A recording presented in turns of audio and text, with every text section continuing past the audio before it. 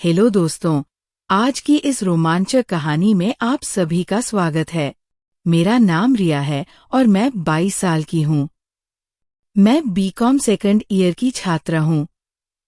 College में गर्मी की छुट्टियों का ऐलान कर दिया था, तो मैं वापस अपने घर आ गई थी। हॉस्टल से घर आते वक्त हर बच्चा यही सोचता है कि घर जाकर आराम करूंगा, अपनी नींद पूरी करूंगा। पर मेरी ये ख्वाहिश कभी पूरी नहीं हो पाई। मुझे ना तो घर में आराम मिलता था और ना ही हॉस्टल में।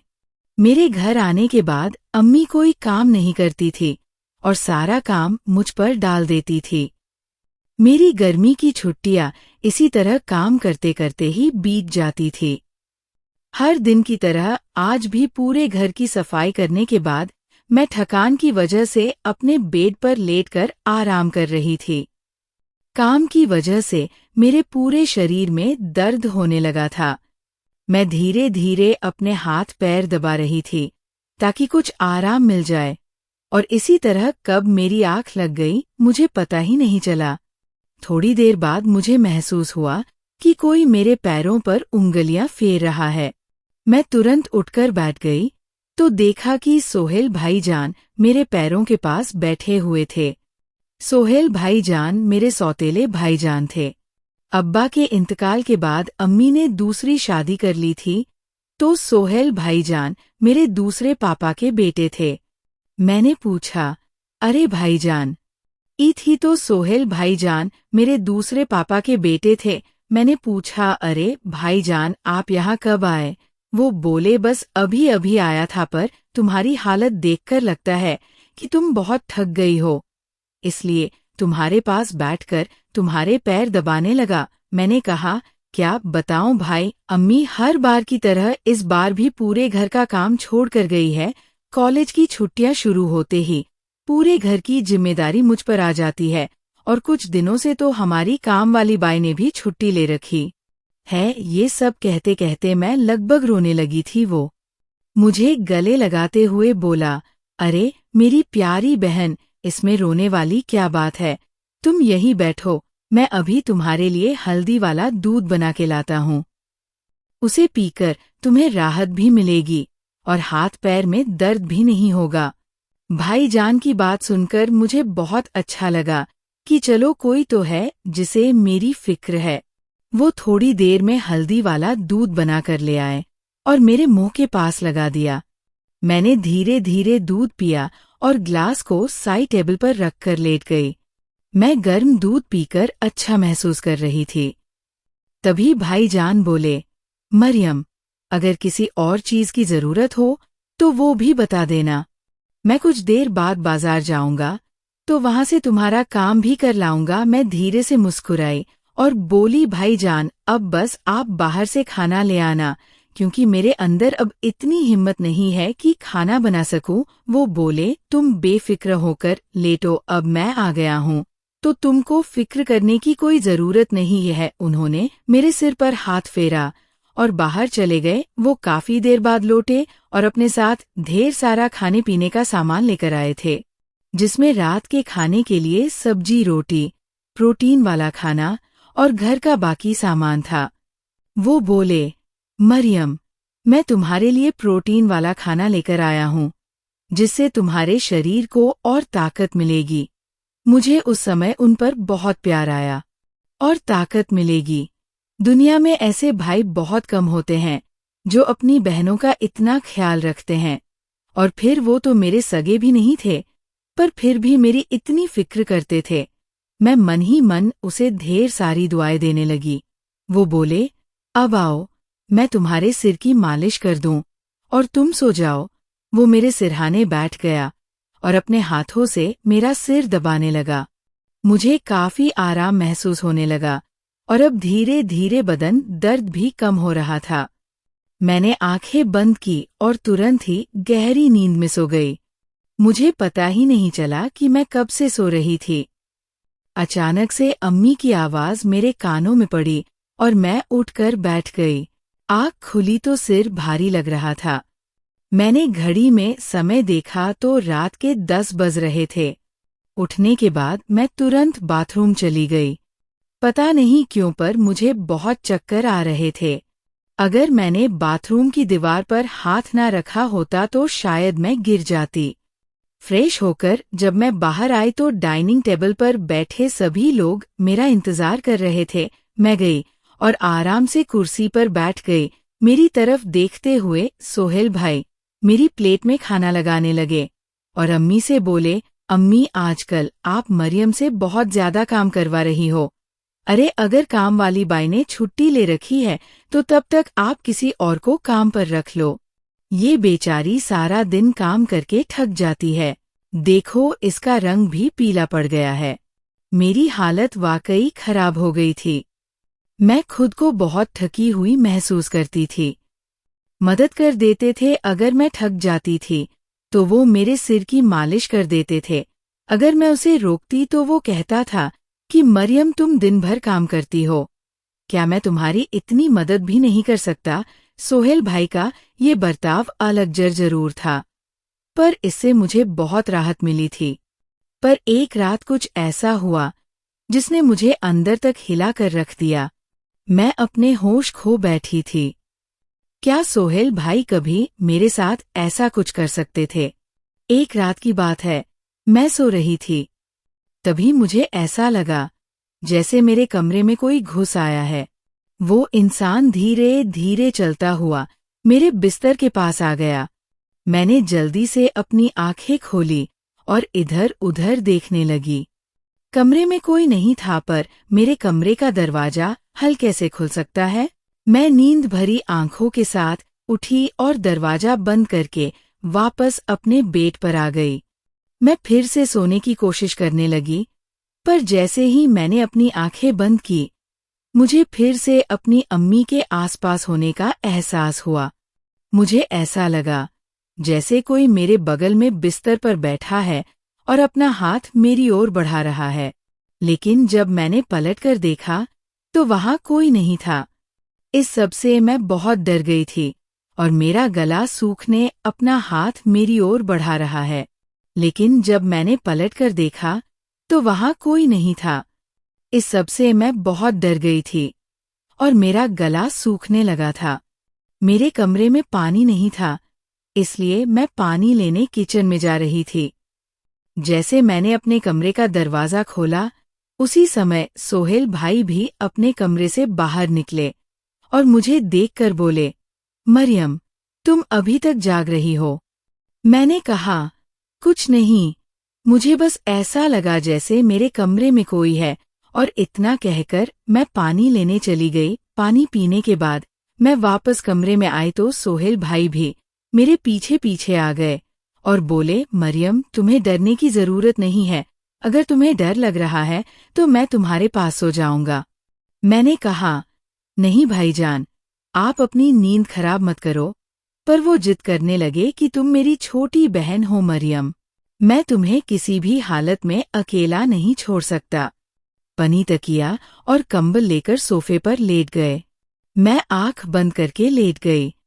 थोड़ी देर लेटने के बाद मुझे महसूस हुआ कि कोई मेरे सिरहाने बैठा है और लगातार मुझे देख रहा है। उसने मेरे बालों और चेहरे को सहलाया, पर ये सब मुझे किसी सपने की तरह लग रहा था, इसलिए मेरी नींद नहीं टूटी। तरह लग रहा था, इसीलिए मेरी नींद नहीं टूटी। सुबह जब मैं उठी तो भाईजान सोफे पर ही लेटे हुए थे। मेरे कपड़े अस्त व्यस्त थे, पर शुक्र है कि मेरा शरीर दुपट्टे से ढका हुआ था। और हैरत की बात ये थी कि आज इतने दिनों के बाद मैं चैन की नींद सोई थी। आज मैं बहुत खुश थी। मुझे इसकी वजह पता नहीं थी, पर कुछ तो था जो मुझे बहुत अच्छा लग रहा था। तब तक सोहेल भाईजान भी उठ गए और मुझसे बोले, क्या हुआ है? इसकी वजह पता नहीं थी, पर कुछ तो था जो मुझे बहुत अच्छा लग रहा था। तब तक सोहेल भाईजान भी उठ गए और मुझसे बोले, क्या हुआ मरियम, आज तुम बहुत अच्छे मूड में लग रही हो। मैंने मुस्कुराते हुए कहा, जिस बहन को आप जैसा भाई मिलेगा वो खुश क्यों नहीं होगी। उठने के बाद मैंने घर का सारा काम खत्म किया और बाहर बरामदे में बैठ गई। सारा काम खत्म किया और बाहर बरामदे में बैठ गई। जब मैं बैठी हुई थी तभी सोहेल भाईजान मेरे पास आए और बोले, आओ मरियम, तुम्हारे बालों की तेल मालिश कर देता हूँ। मैं तुम्हारी कुछ मदद कर पाऊंगा तो मुझे भी अच्छा लगेगा। पर अब मुझे उनकी हरकतें कुछ ठीक नहीं लग रही थी। वो दिन भर मेरे आसपास रहना चाहते थे। उन्होंने अपने दोस्तों के साथ घूमना भी बंद कर दिया था। मैंने कहा, नहीं भाईजान, तेल मालिश करना आपका काम नहीं है। आप बाहर जाओ थे। उन्होंने अपने दोस्तों के साथ घूमना भी बंद कर दिया था। मैंने कहा, नहीं भाईजान, तेल मालिश करना आपका काम नहीं है, आप बाहर जाओ और अपने दोस्तों के साथ घूमो। पर उन्होंने मेरी एक नहीं सुनी और खुद ही मेरे बालों से हेयर क्लिप निकाल दी और बोला, मरियम चुपचाप मेरी बात मान लिया करो। ऐसे भाई किस्मत वालों को ही मिलते हैं। जब तुम्हारा भाई तुम्हारे खूबसूरत रेशमी बालों की मालिश करना चाहता है तो तुम्हें क्या दिक्कत हो सकती है? इससे तुम्हें बहुत आराम मिलेगा। उसने मुझे उठाया और कमरे में ले गया। मैं तकिया लेकर बिस्तर पर लेट गई। मेरे बाल बिस्तर से नीचे लटक रहे थे। वो मेरे सिरहाने बैठ गया और मेरे बालों की मालिश करने लगा। वो बड़े प्यार से मेरे बालों की मालिश कर रहे थे और ऐसा लग रहा था जैसे उनके हाथों में कोई जादू हो। मुझे इतना मजा आ रहा था कि मैं नींद की वादियों में खोती जा रही थी। उस तेल की खुशबू भी बहुत तेज थी। मैंने उनसे पूछा, ये कौन सा तेल है भाईजान? उन्होंने कहा, ये बहुत ही स्पेशल तेल है मरियम। ये सिर्फ तुम्हारे लिए और तुम्हारे खूबसूरत बालों के लिए बना है। उनकी बातें बहुत मीठी थी, पर मुझे समझ नहीं आ रहा था कि वो कैसी बात कर रहे हैं। खैर, मालिश के दौरान ही मुझे नींद आने लगी।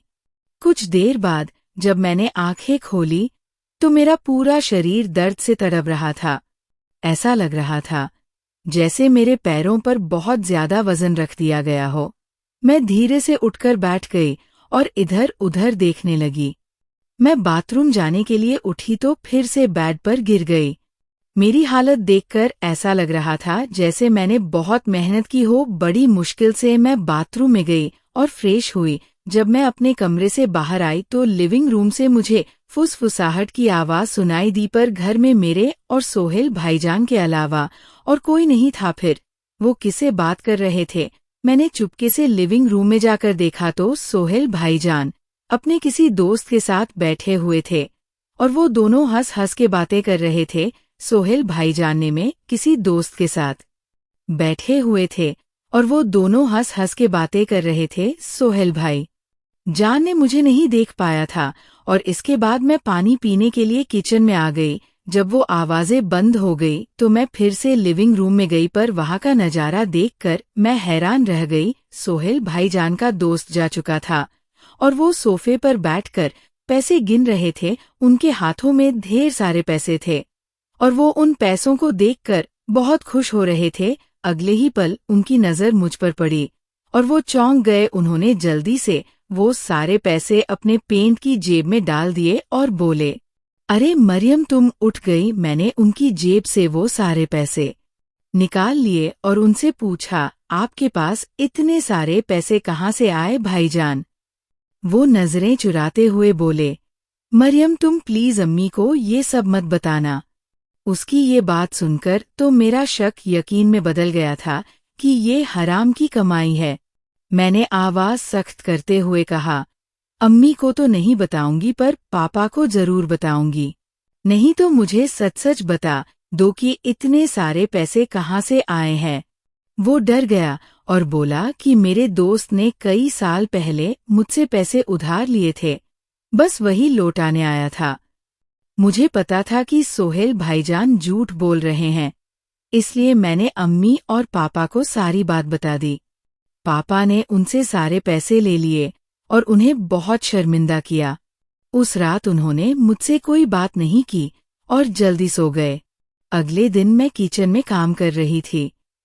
तभी सोहेल भाईजान अपने कुछ दोस्तों के साथ घर में दाखिल हुए। उस वक्त मैं अपना दुपट्टा उतार कर बर्तन धो रही थी। वो सब हंसते हुए आए और सीधा लिविंग रूम में जाकर बैठ गए। मैंने जल्दी से दुपट्टा डाल लिया और सोहेल भाईजान को किचन में बुलाया और उनसे कहा, ये क्या तरीका है भाईजान? जब तुम्हें पता है कि अम्मी और पापा अभी घर पर नहीं हैं, फिर भी तुम इन लोगों को घर ले आए हो। वो बोले, जब तुझे मेरी फिक्र नहीं है तो मैं तेरी परवाह क्यों करूं? और वैसे भी ये घर मेरा है, इसलिए यहाँ मेरी ही चलेगों को घर ले आए हो। वो बोले, जब तुझे मेरी फिक्र नहीं है तो मैं तेरी परवाह क्यों करूं? और वैसे भी ये घर मेरा है, इसलिए यहाँ मेरी ही चलेगी। अब कान खोल के सुन, बाहर मेरे खास दोस्त बैठे हुए हैं, उन लोगों के लिए कुछ अच्छा सा बना दे, और हाँ, खाना रखने भी तू ही आएगी। सोहेल भाईजान का ये नया रूप देखकर मैं दंग रह गई थी। वो इतनी छोटी सी बात पर इतना कैसे बदल सकता है? मैं उससे नाराज थी, पर फिर भी मैंने उसके दोस्तों के लिए स्वादिष्ट पकवान बना दिए। जब मैं खाना लेकर बाहर आई तो मैंने देखा कि उनके दोस्त मुझे बार बार घूर रहे थे। वो सब मुझे ऐसे देख रहे थे जैसे अभी कच्चा ही खा जाएंगे। खाना रखकर मैं जल्दी से अंदर भागी और अपने कमरे में बंद हो गई। मैं बहुत सहम गई थी। कुछ देर बाद लिविंग रूम से आवाजें आनी बंद हो गई। मैं तुरंत उठकर सोहेल भाई के कमरे में गई और उन पर भड़क उठी। मैंने कहा, अगर तुम्हारे ये दोस्त दोबारा मुझे इस घर में दिख गए तो तुम्हारे लिए अच्छा नहीं होगा। उसने एक हाथ से मेरा मुझ दबा लिया और अपने चेहरे के पास ले जाकर, दोस्त दोबारा मुझे इस घर में दिख गए तो तुम्हारे लिए अच्छा नहीं होगा। उसने एक हाथ से मेरा मुझ दबा लिया और अपने चेहरे के पास ले जाकर बोला, वो दोबारा नहीं आएंगे, पर तुम इस बारे में अम्मी पापा को कुछ नहीं बताओगी। और इतना कहकर बाहर चला गया। मैं वहीं सोफे पर बैठकर ये सोचने लगी कि आखिर कैसा लड़का है, कभी प्यार जताता है तो कभी नाराज हो जाता है। एक रोज की बात है, हर दिन की तरह मैं अपना सारा काम खत्म करके लेटी हुई थी। तभी अचानक मुझे अपने पैरों पर किसी के हाथ महसूस हुए। मैंने आँख खोली तो सोहेल भाईजान मेरे पैरों को अपनी गोद में रखकर मालिश कर रहे थे। मैंने उन्हें ऐसा करने से रोका, पर वो कहने लगे, मरियम, मैं जो कर रहा हूँ। मुझे करने उन्हें ऐसा करने से रोका, पर वो कहने लगे, मरियम, मैं जो कर रहा हूँ मुझे करने दो। मुझे पता है कि तुम मुझसे नाराज हो, पर इस घर में मेरे अलावा और कोई भी तुम्हारा ख्याल नहीं रखेगा। मुझे पता है तुम बहुत थक गई हो, इसलिए मुझे मालिश करने दो और तुम सो जाओ। भाईजान इतनी अच्छी मालिश करते थे कि मुझे तुरंत सुकून मिल जाता है। मैंने आंखें बंद कर ली और पल भर में सो गई, पर जब आँख खुली तो दिल सहम गया। मेरे सारे कपड़े अस्त व्यस्त थे और मेरा पूरा शरीर दर्द कर रहा था। मेरे बिस्तर पर किसी के कपड़े और परफ्यूम पड़ा हुआ था, पर यह किसका सामान था? इससे पहले कि मैं कुछ और सोचती या कहती, मेरे सिर में इतना तेज दर्द हुआ कि मैं फिर बिस्तर पर गिर पड़ी। ऐसा लगा जैसे किसी ने मुझे बेहोशी की दवा दे दी हो। बेहोशी की हालत में भी मैं ये महसूस कर पा रही थी कि कोई मुझसे फुसफुसा रहा था, पर मैं पहचान नहीं पा रहा थी कि कौन बोल रहा है। मुझे सिर्फ सोहेल भाईजान की आवाज सुनाई दे रही थी। मुझे ऐसा लग रहा था जैसे वह मेरे कमरे में मौजूद थे और मुझे जगाने की कोशिश कर रहे थे। थोड़ी देर बाद जब मैंने आँख खोली तो पूरा दृश्य मेरी आंखों के सामने घूमने लगा। मैंने सबसे पहले अपने बिस्तर की तरफ देखा, जहां शर्ट और परफ्यूम थे, पर अब वहां कुछ भी नहीं था। आखिर मेरे सोने के बाद ऐसा क्या होता था जो मेरा पूरा शरीर दर्द होने लगता था और ऐसा लगता था जैसे मैंने अभी नहाया हो। मेरी हालत दिन प्रतिदिन खराब होती जा रही थी। मेरी खराब तबीयत देखकर अम्मी ने कहा, मरियम, तुम बिल्कुल परेशान मत हो। मैं कल ही तुम्हें डॉक्टर के पास ले चलूंगी ताकि हमें पता चल सके कि तुम्हें क्या दिक्कत है। उस रात मैं बार बार जाग रही थी और ठीक से सो नहीं पा रही थी। अगले दिन मेरे अम्मी पापा हमेशा की तरह अपने काम पर चले गए, क्योंकि शायद उन्हें मेरी परवाह ही नहीं थी। मैं खुद हिम्मत करके डॉक्टर के पास गई, जहां अल्ट्रासाउंड से पता चला कि मैं गर्भवती हूँ। ये सुनते रहे पैरों तले जमीन निकल गई। आखिर मेरे साथ ये सब कौन कर सकता था? मेरी शक की सुई सोहेल भाईजान पर जा रही थी, क्योंकि घर पर हम दोनों के अलावा और कोई नहीं होता था, पर वो मेरे साथ ऐसा क्यों करेंगे? मैं तो उन्हें अपना सगा भाई मानती हूँ, पर ये बात भी किसी से छुपी नहीं थी कि वो मेरे सौतेले भाई है। ऐसी बातें मुझे गलत सोचने पर मजबूर कर रही थी। मुझे समझ नहीं आ रहा था कि मैं अपने अम्मी पापा को क्या और कैसे बताऊं। मैंने हिम्मत करके गर्भपात से पहले बच्चे का DNA टेस्ट करवाया, तो उससे पता चला कि बच्चा सोहेल भाईजान का नहीं, बल्कि किसी और का है। मुझे नहीं पता था कि मेरे साथ इतनी बहयात हरकत किसने की है, इसलिए मैंने पता करने की सोची। मैंने घर में किसी को पता नहीं चलने दिया कि मेरे साथ इतना कुछ हो चुका है। आज भी मैं रोज की तरह अपने कामों में लग गई थी। काम खत्म करके जैसे ही मैं अपने कमरे में गई, सोहेल भाईजान तेल लेकर मेरी मालिश करने आ गए। मैंने अपने मोबाइल को एक सुरक्षित जगह पर रख दिया था ताकि सारी रिकॉर्डिंग हो जाए। वो मेरे सिर की मालिश करने लगे। गंध आई। मैं तुरंत बेहोश हो गई। मुझे काफी घंटे बाद होश आया। रोज की तरह आज भी मेरे शरीर में बहुत दर्द हो रहा था। अम्मी पापा भी आ चुके थे।